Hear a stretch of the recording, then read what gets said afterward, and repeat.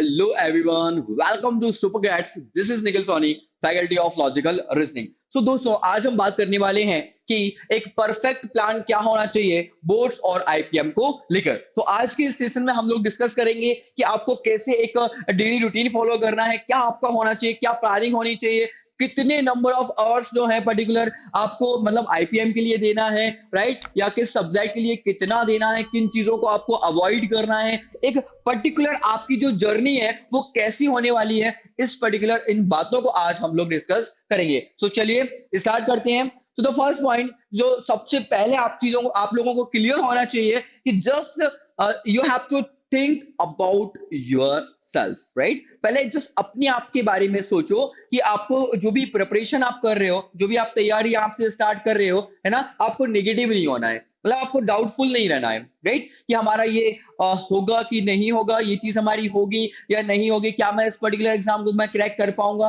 कि नहीं कर पाऊंगा, है ना। क्योंकि कई बार ऐसा होता है कि स्टूडेंट कहीं ना कहीं ऑप्शन बी भी हमारे पास अवेलेबल है, अच्छा मेरे पास तो ऑप्शन सी भी अवेलेबल है। ऐसी चीजें नहीं करनी है ना। एक बार बस आपको मतलब पूरा डिटरमाइंड होना है कि आपने ये सोच लिया है, मतलब बस आपका गोल क्लियर है, राइट। तो बस अपने आप के बारे में सोचो, अपनी पॉजिटिव चीजों के बारे में सोचो, आपकी स्ट्रेंथ के बारे में सोचो, राइट। जो वीक चीजें होती हैं, जो वीकनेस होती है, उन पर वर्क करके उनको भी स्ट्रॉन्ग किया जा सकता है ना। तो इस चीज के बारे में पहले क्लियर कर लो। तो जस्ट आपको आपके बारे में सोचना है कि हाँ आप पर्टिकुलर वो चीज को कर सकते हो, ठीक है। तो अब जो भी जर्नी है इसको स्टार्ट करते हैं बिल्कुल इनिशियल स्टेज से, है ना। कोई भी एक जब हम बड़ी चीज को यहाँ पर बात करें ना, कोई भी एक बड़ी चीज को जब हम एग्जीक्यूट करते हैं उसके लिए एक प्रॉपर प्लानिंग बहुत ज्यादा जरूरी होती है ना। आई होप कि आप इस चीज को समझते होंगे। तो प्लानिंग करना बहुत ज्यादा जरूरी है। तो अब यहां से अगर हम समझें कि एक आपको क्या करना है, एक प्रॉपर प्लानिंग लेके चलना है, ठीक है। आपको बोर्ड्स को लेकर, आपके बोर्ड्स के सब्जेक्ट कितने होते हैं वो चीज आई थिंक सभी को पता ही होगी, है ना। उस चीज पर डिस्कस ज्यादा करने की जरूरत नहीं है, राइट। और आईपीएम की बात करें वो भी आपको पता होगा, 3 सेक्शंस होते हैं, है ना। ऑल की मैं बात करूं, सभी आईपीएम की मैं बात करूं तो इनको लेके मैनेज कैसे करना है, एक प्रॉपर प्लानिंग करनी है, राइट। प्रॉपर प्लानिंग जब तक आप नहीं करोगे, क्योंकि कई स्टूडेंट्स होते हैं या फिर आप में से भी कई ऐसे होंगे कि जस्ट अच्छा आईपीएम में एलआर आता है, अच्छा आईपीएम में मैथ्स आता है, ओके वर्बल एबिलिटी आती है, इंग्लिश आती है, चलो इंग्लिश में आज हम डाउन पढ़ लेते हैं। तो विदाउट एनी प्लानिंग हमें कोई भी चीज को एग्जीक्यूट नहीं करना चाहिए, है ना। कि मेरा वीकली प्लान क्या है, वीकली टारगेट क्या है, मेरे को इस पर्टिकुलर वीक में मुझे 2 चैप्टर्स कंप्लीट करना है, उनका प्रैक्टिस करना है, मुझे मॉक टेस्ट देना है। एक पर्टिकुलर टारगेट आपका फिक्स होना चाहिए, सो दैट एक प्लानिंग होना बहुत ज्यादा जरूरी हो जाती है, राइट। तो इस प्रॉपर प्लानिंग की हम बात करेंगे। इसके बाद जब प्लानिंग बनेगी, जो कि हम अभी जस्ट डिस्कस करने वाले हैं, इसके बाद आपको ये चीज ध्यान में रखनी है, क्योंकि मैंने आपको यहीं पर हिंट कर दिया, वीकली रिव्यू करनी है आपको। वीकली रिव्यू का मतलब कि जब आपने कोई एक टारगेट सेट किया कि इस पर्टिकुलर 1 वीक में मुझे ये पर्टिकुलर चैप्टर फिनिश करने हैं, राइट। तो इन पर्टिकुलर चैप्टर आप 1 वीक के बाद रिव्यू करो, क्या मेरे ये चैप्टर्स कंप्लीट हैं, क्या मैंने यहाँ पर इस पर्टिकुलर चैप्टर का कॉन्सेप्ट क्लियर करना था, मुझे प्रैक्टिस क्लियर करना था, और टॉपिक टेस्ट मुझे यहाँ पर देना था, क्या मैंने इस पर्टिकुलर वीक में ये चीज को मैंने यहाँ पर कंप्लीट किया है कि नहीं किया है ना। क्योंकि जब हम खुद को यहाँ पर एनालाइज करने लगते हैं, खुद को यहाँ पर कमांड देने लगते हैं, you you just have to see कि एक मतलब बहुत ही एक शानदार रिजल्ट आपको देखने मिलता है ना। जब हम एक टारगेट के बेस पर काम करने लगते हैं, इस पर्टिकुलर डेज में, इस पर्टिकुलर वीक में मुझे ये चैप्टर्स कंप्लीट करने हैं, है ना। वो डिफरेंट हो सकते हैं सभी के चैप्टर्स। तो आपको क्या करना है, सबसे पहले हम बात करें, एक प्लानिंग हमको कंप्लीट करनी है और प्लानिंग का रिव्यू जरूर करना है। प्लानिंग का मतलब कि हमारी पूरी जर्नी है वो कैसी होने वाली है, और उसके बाद फिर हम टारगेट्स यहाँ पर बनाएंगे। तो वीकली रिव्यू का मतलब क्या होता है ये भी आप समझते होंगे, राइट। इसके बाद अब यहां से हमारी हम कहानी को समझते हैं, ठीक है। कि पहली चीज की रिसोर्सेस आपको क्या लेना है, ठीक है। रिसोर्सेस मतलब कि कोई भी चैप्टर्स हो, कोई भी नया चैप्टर्स हो, अगर आप नहीं जानते हैं या जानते भी हैं तो उसके जो नोट्स हैं प्रॉपर उसकी वहां पर सीट आपको प्रॉपर कंप्लीट करनी है। प्रैक्टिस सीट जो होती है ना, अगर आपको अवेलेबल है तो वो जो भी आप प्रैक्टिस सीट यहाँ पर कर रहे हो वो आपके पास होनी चाहिए। इसके बाद स्टैंडर्ड बुक, ना कि बुक्स, कई बार क्या होता है, स्टूडेंट एक पर्टिकुलर चीज के लिए, एक पर्टिकुलर सब्जेक्ट के लिए मल्टी मल्टी रिसोर्सेज यूज करते हैं, जो कि गलत होती है ना। तो अपने जो रिसोर्सेज हैं उनको लिमिटेड करो एंड उन पर ट्रस्ट करना सीखो, है ना, और उनको बार बार यूज करना सीखो, जब तक कि उस पर्टिकुलर बुक से, उस पर्टिकुलर सीट से आप पर्टिकुलर एक नॉलेज यहां तक गेन नहीं कर लेते हो। आप मल्टी मल्टी रिसोर्सेस नहीं करना है आप लोगों को, है ना। मॉक टेस्ट जो आप दे रहे हो, ये सभी के सभी आपको यहाँ पर जो रिसोर्सेस है इसका एनालिसिस करना है कि जिस रिसोर्सेस पे आप बिलीव करने वाले हो, क्या वो यहाँ पर वर्थ इट है या नहीं है ना, जिस पर हम ट्रस्ट कर सकते हैं या नहीं है। मैं सभी की बात कर रहा हूं, तो आपको वो चीज देखनी होगी, वो चीज समझनी होगी। आई नो आप इतने समझदार हो और ये चीज आप कर सकते हो, है ना, प्रॉपर, कि उसका जो कॉन्सेप्ट्स हैं, उसके जो प्रैक्टिस सीट है, क्या वो उतने लेवल के हैं, जो आप आईपीएम लिखने वाले हो क्या वो उस लेवल के हैं, एंड वो जो आप बुक ले रहे हो वो आपको किसने रेफर की हुई है ना, क्या वो हमारे पर्टिकुलर एग्जाम के पॉइंट ऑफ व्यू से है या नहीं है, मॉक टेस्ट जो लेवल को टच कर रहा है कि नहीं कर रहा है, ये सभी चीज आपको पता होना बहुत जरूरी है। क्यों? क्योंकि many of the student resources के बारे में कभी डिस्कस ही नहीं करते हैं, रैंडमली चूज करने लगते हैं। तो रिसोर्सेज के बारे में जरूर पता करना, खासकर तब जब आपके पास लिमिटेड टाइम हो। ज्यादा टाइम हो आप चेंज कर सकते हो, है ना, कि एक ट्रेन लेट हो जाती है, डेस्टिनेशन है, टाइम लिमिट ज्यादा है, हमारे पास बहुत ज्यादा टाइम है, तो आप फिर अलग अलग रिसोर्सेज को यूज करके चीजों को पहुंच सकते हो। लेकिन अगर आपके पास लिमिटेड टाइम है, हर स्टेप को बिल्कुल आपको बिल्कुल मतलब मैं यूं कहूं कि मतलब छान छान के निकालना होगा आपको, पूरा के तरीके से यहाँ पर सर्च करनी होगी चीजों के बारे में। तो रिसोर्सेज की बात हमने यहाँ पे कर ली, प्रॉपर प्लानिंग हो गया है हमारा, वीकली उसको रिव्यू करना है। प्लानिंग मतलब क्या? प्लानिंग का मतलब क्या? अब अगर मैं बात करूं तो स्टूडेंट को अगर मैं दो कैटेगरी में डिवाइड करूं, कैसे दो कैटेगरी में सर? पहले तो वो जो कि यहाँ पर बोर्ड्स, और मैं बात कर रहे हैं हम बोर्ड्स और आईपीएम की, है ना, बोर्ड्स एंड आईपीएम की। तो दो कैटेगरी में कैसे डिवाइड करेंगे? एक वो स्टूडेंट की हम बात करते हैं जो कि ऑल सेट हैं। All set means what? जिनका बोर्ड्स को लेके कोई ज्यादा टेंशन नहीं है, इन्होंने पूरा सब्जेक्ट है, हर एक सब्जेक्ट के ऑल चैप्टर्स कंप्लीट करके रखे हैं, और उनमें भी कुछ यहाँ पर रिवीजन भी कंप्लीटेड हो रखा है, राइट। तो जस्ट उनको रिवीजन प्रैक्टिस और टेस्ट, यही चीज करनी है। बोर्ड्स की मैं बात करूं तो, है ना, रिवीजन प्रैक्टिस। तो अगर ऐसी कैटेगरी में अगर आप लोग आ रहे हो, जो भी स्टूडेंट्स हैं, तो यहां पर आप मिनिमम अभी हम बात करें ना, तो आईपीएम के लिए 4 आवर्स के समथिंग आप यहां पर टाइम दे सकते हो, राइट। 4 आवर्स के समथिंग यहां पर आप टाइम दे सकते हो अगर आप इस कैटेगरी में आ रहे हो। लेकिन अगर आप इस कैटेगरी में आ रहे हो कि टू बी मतलब क्या, कि अभी आप ऑल सेट नहीं हो, अभी आपकी चीजें हैं ना वो फिनिश होने को है, कंप्लीट नहीं हुई है, कि सर मेरे बोर्ड्स के अभी इन पर्टिकुलर सब्जेक्ट में ये चैप्टर्स कंप्लीट ही नहीं है, टोटली ब्लैंक है। होंगे आप में से कई जो इस पर्टिकुलर कंडीशन से बिलोंग करते होंगे, है ना। तो आपको जस्ट वो चीजों को जल्दी से जल्दी यहाँ पर फिनिश करना है, क्योंकि अब आपके पास ज्यादा टाइम नहीं है ना। तो क्या करना है, थोड़ा सा ज्यादा टाइम दोगे। अगर आप इस कैटेगरी से नहीं हो तो आपको बोर्ड्स में थोड़ी से ज्यादा आपको यहाँ पर टाइम देना है, बट फिर भी आप आपके अकॉर्डिंग मिनिमम 2 आवर्स तो यहाँ पर आप आईपीएम के लिए दे ही सकते हो, है ना। तो इस चीज का थोड़ा सा ध्यान रखना कि आप किस कैटेगरी में आ रहे हो, राइट। तो बोर्ड्स में अगर आप ऑल सेट हो तो मिनिमम मतलब 3-4 आवर्स के समथिंग अप्रोक्सीमेट ऊपर नीचे आप कर सकते हो, डिपेंडिंग अपॉन यू कि आप किस लेवल पर हो, है ना। क्योंकि ये चीज आप खुद ही जान सकते हो कि आपकी प्रिपरेशन किस लेवल तक की है, राइट। तो यहाँ पर इतना टाइम आप दे सकते हो, और यहाँ पर भी आप इनमें भी आपको 3 सब्जेक्ट में डिवाइड करना है, और खासकर अगर हम बात करें तो मैथ्स और वर्बल एबिलिटी, राइट। इनकी प्रैक्टिस आपको डेली करनी है, राइट। ओके, अब यहां से हम बात समझने वाले हैं कि एक्चुअल की कहानी है क्या, है ना।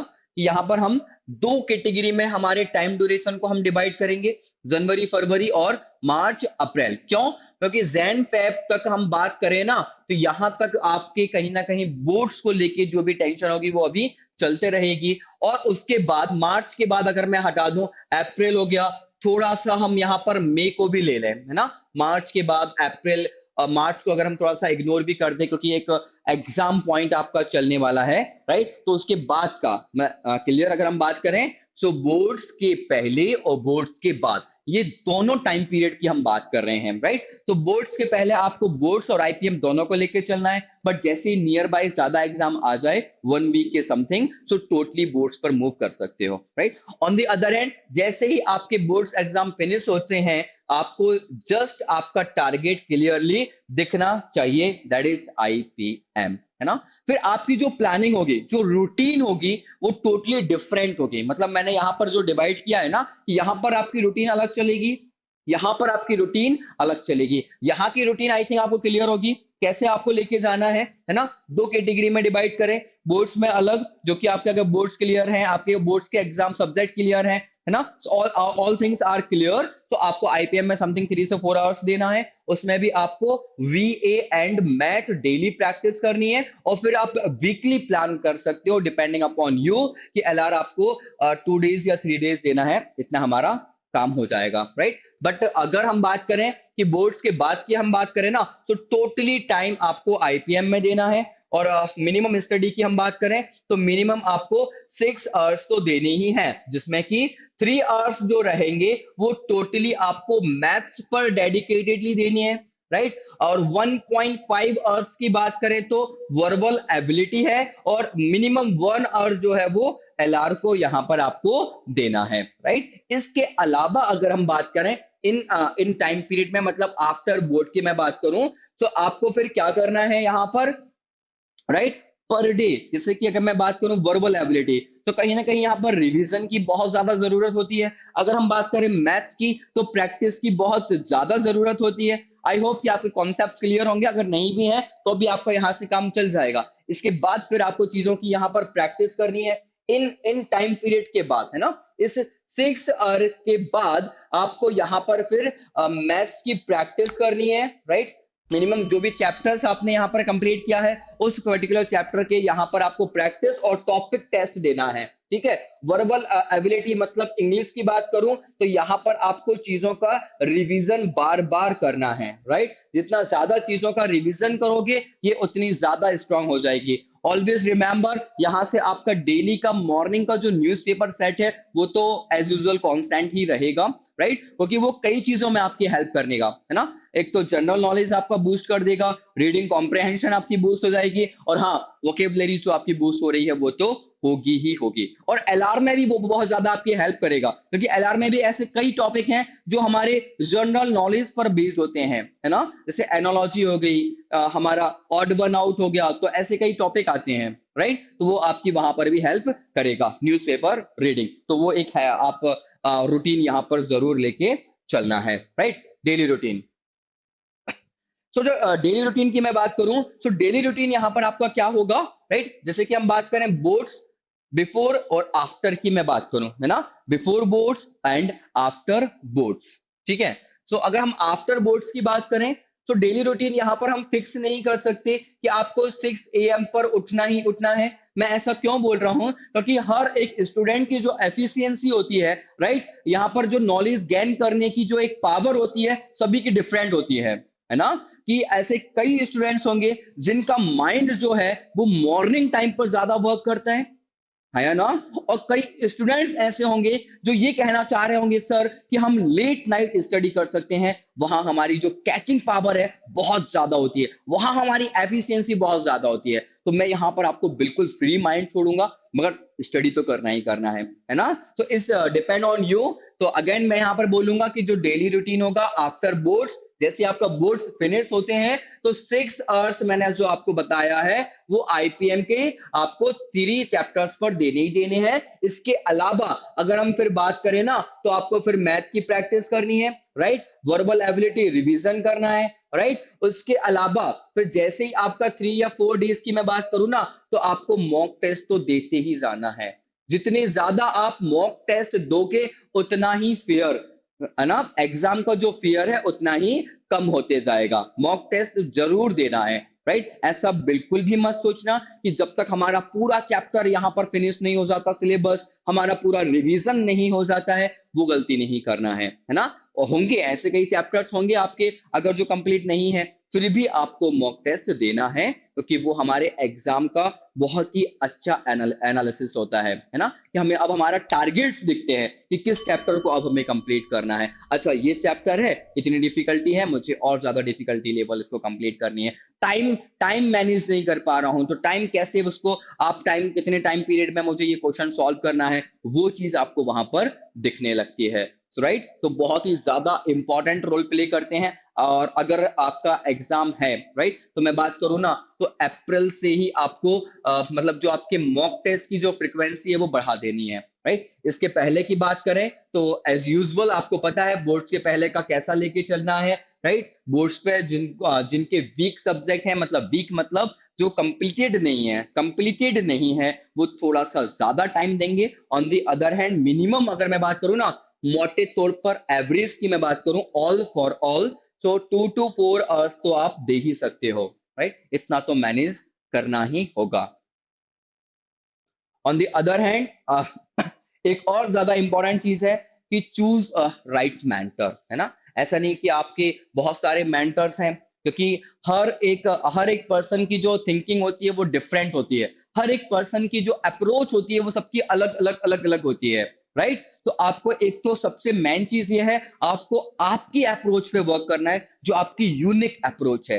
हर एक पर्सन की अलग अलग मतलब स्ट्रेंथ होती है, हर एक पावर अलग अलग होती है ना। तो वो आपकी यूनिकनेस जो है ना, वो आपको दिखानी है। ऑन दी अदर हैंड आपका जो मेंटर है वो बहुत ही राइट होना चाहिए, क्योंकि ये भी डिपेंड करता है कि आप किससे नॉलेज ले रहे हो, किससे नहीं ले रहे हो, बहुत ज्यादा इंपॉर्टेंट रोल प्ले करता है। तो आपका जो भी मेंटर है वो बिल्कुल सही सिलेक्ट करना। और उसके अलावा फॉर ऑल दी एस्पिरेंट्स जो यहाँ पर बोर्ड्स लिखने वाले हैं या जो आईपीएम लिखने वाले हैं, उनको मेरा यहाँ पर बिल्कुल पर्सनल एडवाइस है, इन चीजों को फिलहाल के लिए आपको अवॉइड करना ही करना है। क्योंकि ये जो टाइम पीरियड है ना, अगर ये टाइम आपने बहुत अच्छे से यूज कर लिया, लाइफ टाइम ये आपकी बहुत ज्यादा हेल्प करेगा, और आपको याद आएगा ये कितना ज्यादा इंपॉर्टेंट पॉइंट था, है ना। सोशल मीडिया, कुछ दिनों के लिए दूर हो सकते हो। अब सोशल मीडिया भी दो टाइप से होती है, as you know already, right, you know कि क्या, कि सोशल मीडिया जो भी है हमारी,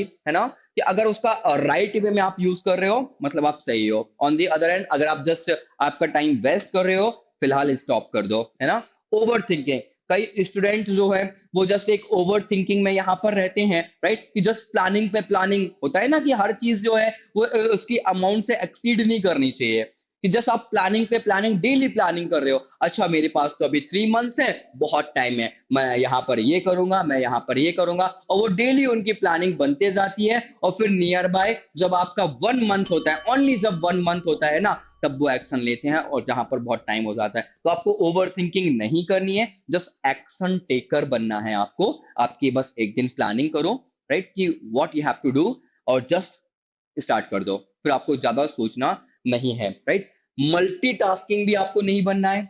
मल्टीटास्किंग का मतलब समझ रहे हो, एट अ टाइम आपको एक सब्जेक्ट आप स्टडी कर रहे हो, तो वो only one and only subject को स्टडी करो।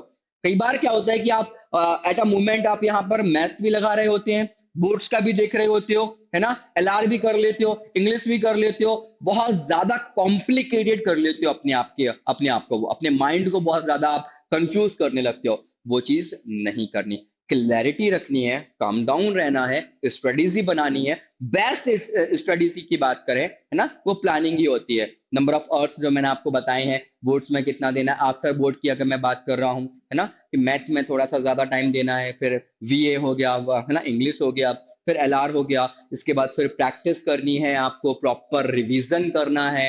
राइट, डे का प्लान बनाना है, डे के टारगेट्स आपको बनाना है, वीकली रिव्यू करना है चीजों को। तो ये सब चीज आप अप्लाई करो, और कांस्टेंट कांस्टेंट रहना है, कंसिस्टेंसी मेंटेन करना है अल्टीमेटली आपको, है ना, और आप पर बिलीव करना है। That's it.